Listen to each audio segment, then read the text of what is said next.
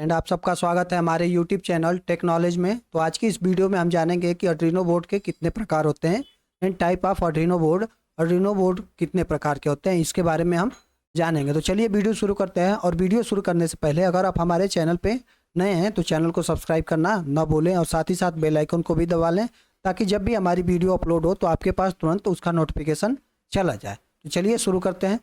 तो सबसे पहले जानेंगे हम कि आर्डिनो यूनो बोर्ड के बारे में। आर्डिनो यूनो बोर्ड के बारे में हम जानेंगे। तो यह 80 मेगा 328p माइक्रो कंट्रोलर के साथ आता है तथा यह 32 KB फ्लैश मेमोरी के साथ आता है जिसमें हम अपने प्रोग्राम को सेव करते हैं। ठीक है, ये क्या है?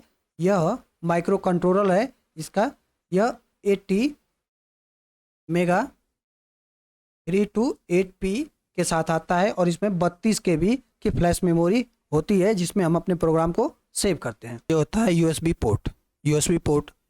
इसके द्वारा यूएसबी पोर्ट के द्वारा क्या होता है, तो इसके द्वारा हम अपने बनाए गए प्रोग्राम को अपने आर्डिनो यूनो बोर्ड पर अपलोड करते हैं और इसके द्वारा क्या होता है कि आर्डिनो बोर्ड को पावर सप्लाई भी होती है। ठीक है, तो इस पोर्ट के द्वारा क्या होता है कि जब भी हम अपने आर्डिनो आईडीई में जो प्रोग्राम लिखे रहते हैं तो उसको हम इसके थ्रू इस बोर्ड में इसको अपलोड करते हैं और साथ ही साथ यह यूएसबी पोर्ट इस आर्डिनो बोर्ड को पावर भी सप्लाई करता रहता है। पावर जैक के बारे में जानते हैं। पावर जैक में तो इसके द्वारा आर्डिनो बोर्ड को 5 वोल्ट से लेकर 12 वोल्ट तक की पावर सप्लाई की जाती है। आर्डिनो बोर्ड को एक पावर देने के लिए हम यूएसबी के द्वारा भी इसको पावर मिलता है और अगर चाहें हम इसको तो इसको बाहर से भी किसी रिचार्जेबल बैटरी से या डिस्पोजल बैटरी से या सोलर पैनल से भी इसको हम पावर सप्लाई कर सकते हैं। तो उसके लिए पावर जैक यहाँ पे दिया गया रहता है। देखिए TX और RX ये 2 पिन्स होती हैं। इनको क्या बोलते हैं? इनको हम बेसिकली इनको कम्युनिकेशन पिन बोलते हैं। ठीक है, इनको हम कम्युनिकेशन पिन बोलते हैं। इनका उपयोग हम Bluetooth module, FTDI and other board से कम्युनिकेट करने के लिए इनका उपयोग हम करते हैं। यानी इस पिन्स को यानी TX और RX पिन को हम कम्युनिकेशन पिन कहते हैं। आगे जानेंगे पिन्स के बारे में, रीसेट पिन के बारे में। यहाँ पे देखिए रीसेट पिन, इसका कार्य क्या होता है? तो यह रीसेट पिन जब आपको कुछ क्षण के लिए VCC से कनेक्ट करते हैं तो वो माइक्रो कंट्रोलर रीसेट हो जाता है। अगर हम रीसेट पिन को VCC यानी VCC, यहाँ पे क्या है VCC, तो यहाँ पे जो 5 वोल्ट है इसी को हम VCC पिन्स भी कहते हैं। अगर हम रीसेट पिन्स को 5 वोल्ट के साथ कनेक्ट करेंगे तो ये क्या होगा, जो माइक्रो कंट्रोलर है वो रीसेट हो जाएगा।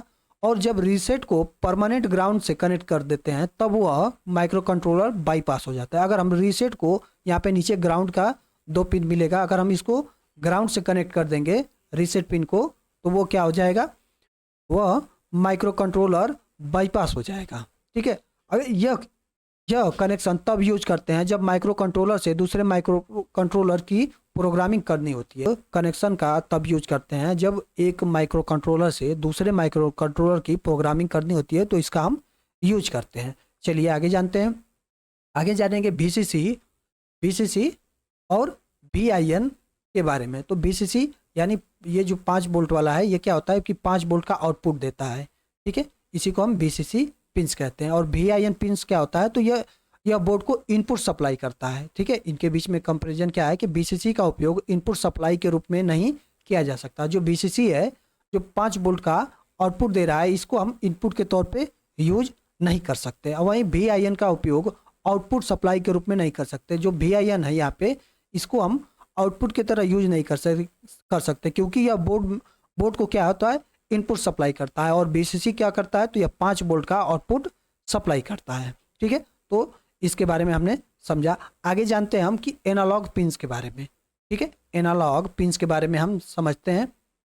तो यहाँ पे नीचे आप देखिए A0 से लेके A5 तक ये सब क्या है, ये सब एनालॉग पिंस हैं। A0 से लेके A5 तक तो analogue pins analogue input output के लिए होता है। ठीक है, analogue pins analogue input output के लिए होता है जिसमें से A4 और A5 I2C कम्युनिकेशन के लिए होता है। जो A4 है और A5 है यह I2C कम्युनिकेशन के लिए इसका उपयोग किया जाता है। एनालॉग पिंस की संख्या 6 होती है।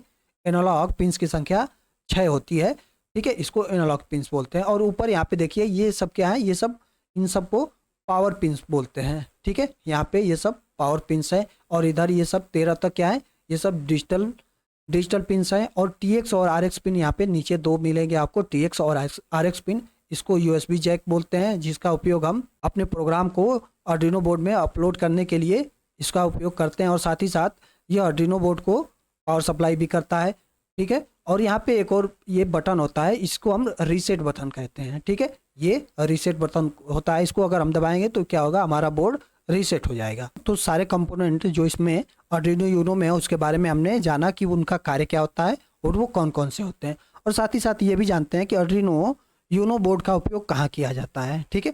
तो इसका इस्तेमाल prototyping, interactive art, robotics, automation और अन्य विशेष उद्देश्य के लिए इसका उपयोग किया जाता है, ठीक है। चलिए आगे जानते हैं, आगे जानेंगे कि आर्डिनो प्रो माइक्रो के बारे में। आर्डिनो प्रो माइक्रो के बारे में, तो यह 32 KB फ्लैश मेमोरी के साथ आता है। इसमें डिजिटल पिंस की संख्या 20 होती है। आर्डिनो यूनो में कितनी थी, तो उसमें 14 डिजिटल पिंस थी, और एनालॉग पिंस इसमें 12 एनालॉग पिंस है। आर्डिनो यूनो में 6 एनालॉग पिंस थे, और PWM पिंस की संख्या इसमें 7 है। आर्डिनो यूनो में PWM पिंस की संख्या 6 थी, और 2 RX और TX पिन होते हैं इसमें। और यह माइक्रो USB के साथ आता है, जिसके द्वारा इसको प्रोग्राम किया जा सकता है। ये क्या है, माइक्रो USB के साथ आता है, जिससे हम इसको प्रोग्राम करेंगे, और इसी के द्वारा इसमें हम पावर सप्लाई भी इसके द्वारा होता रहता है। चलिए आगे अब जानते हैं आर्डिनो प्रो मिनी के बारे में। आर्डिनो प्रो मिनी के बारे में जानते हैं, तो ये भी 32 KB फ्लैश मेमोरी के साथ आता है, और इसमें डिजिटल पिंस की संख्या कितनी होती है, 14 होती है। और वही प्रो माइक्रो में कितनी थी, तो प्रो माइक्रो में 20 डिजिटल पिन थे, और एनालॉग पिंस की संख्या उसमें कितनी थी, तो उसमें एनालॉग पिंस की संख्या 12 थी। और इसमें कितनी है, तो इसमें 6 एनालॉग पिंस है और 14 डिजिटल पिंस है। वहीं PWM पिंस की संख्या इसमें 6 होती है, और 2 RX और TX पिन की संख्या इसमें होती है। और इसमें क्या है कि इसमें यह USB के साथ नहीं आता है। इसकी प्रोग्रामिंग करने के लिए USB TTL मॉड्यूल का उपयोग किया जाता है, ठीक है। USB TTL मॉड्यूल का उपयोग किया जाता है। यह मिनी साइज का होता है। इसका उपयोग क्या है कि छोटे प्रोजेक्ट्स में, छोटे प्रोटोटाइप बनाने में इसका उपयोग किया जाता है। जहाँ पे जगह की कमी हो वहाँ पे इसका उपयोग किया जाता है। चलिए जानते हैं कि USB TTL मॉड्यूल कैसा होता है, इसकी प्रोग्रामिंग। तो ये होता है USB TTL मॉड्यूल। इसके द्वारा क्या है कि आर्डिनो मिनी को प्रोग्राम किया जाता है, ठीक है। आर्डिनो मिनी को इसके द्वारा प्रोग्राम किया जाता है। चलिए आगे जानते हैं, आगे जानेंगे हम आर्डिनो नैनो के बारे में। आर्डिनो नैनो के बारे में, तो यह भी 32 KB फ्लैश मेमोरी के साथ आता है। इसकी क्लॉक स्पीड की बात करें तो 16 मेगाहर्ट्ज की इसकी क्लॉक स्पीड होती है। इसमें डिजिटल पिंस की संख्या 20 होती है, और एनालॉग पिंस की संख्या 8 होती है।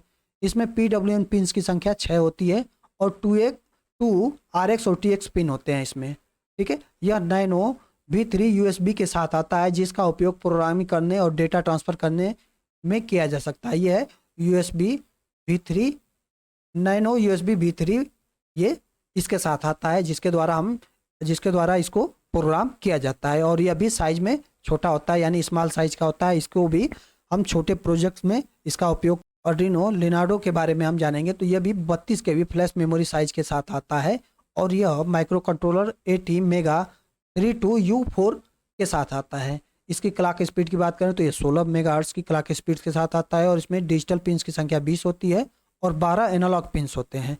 PWM पिंस की संख्या इसमें 7 होती है। वहीं 2 RX और TX पिन होते हैं। यह माइक्रो USB के साथ आता है, जिसका उपयोग ये है माइक्रो USB।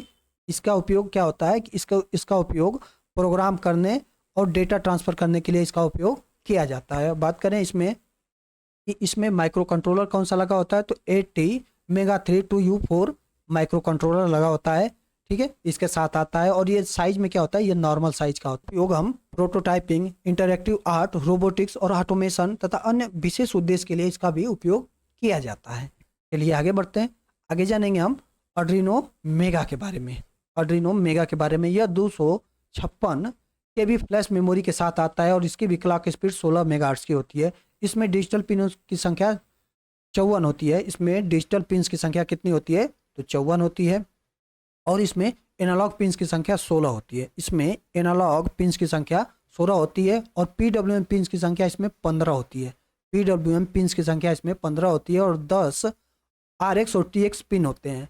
यह type A to type B USB के साथ आता है, जिसका उपयोग प्रोग्राम करने और डेटा ट्रांसफ़र करने में करने के लिए किया जाता है। ठीक है, यह किसके लिए आता है, तो यह type A to type B USB के साथ आता है और यह लार्ज साइज का होता है। ये साइज में यह लार्ज होता है, इसमें यूएसबी के साथ आता है। इसके डेटा ट्रांसफ़र और इसको प्रोग्रामिंग करने के लिए इसका उपयोग किया जाता है। साथ ही साथ इसके द्वारा इस बोर्ड को पावर भी सप्लाई होती है और साथ ही साथ इसमें पावर सप्लाई के लिए एक अलग से जैक दिया रहता है, जिसके द्वारा हम अलग से किसी बैटरी के द्वारा, रिचार्जेबल बैटरी या डिस्पोजेबल बैटरी से इसको हम पावर सप्लाई कर सकते हैं। अब बात करते हैं इसके उपयोग की, तो इसका उपयोग कहाँ किया जाता है, तो इसका आर्डिनो मेगा का उपयोग बड़े और जटिल प्रोजेक्ट्स के लिए किया जाता है, जैसे कि ऑटोमेशन, रोबोटिक्स, 3D प्रिंटिंग और विशेष उपकरण और अधिक, जहाँ पे ज़्यादा पिन्स की, जिस प्रोजेक्ट में हमें ज़्यादा डिजिटल पिन्स की, ज़्यादा एनालॉग पिन्स की और ज़्यादा PWM पिन्स की आवश्यकता होती है,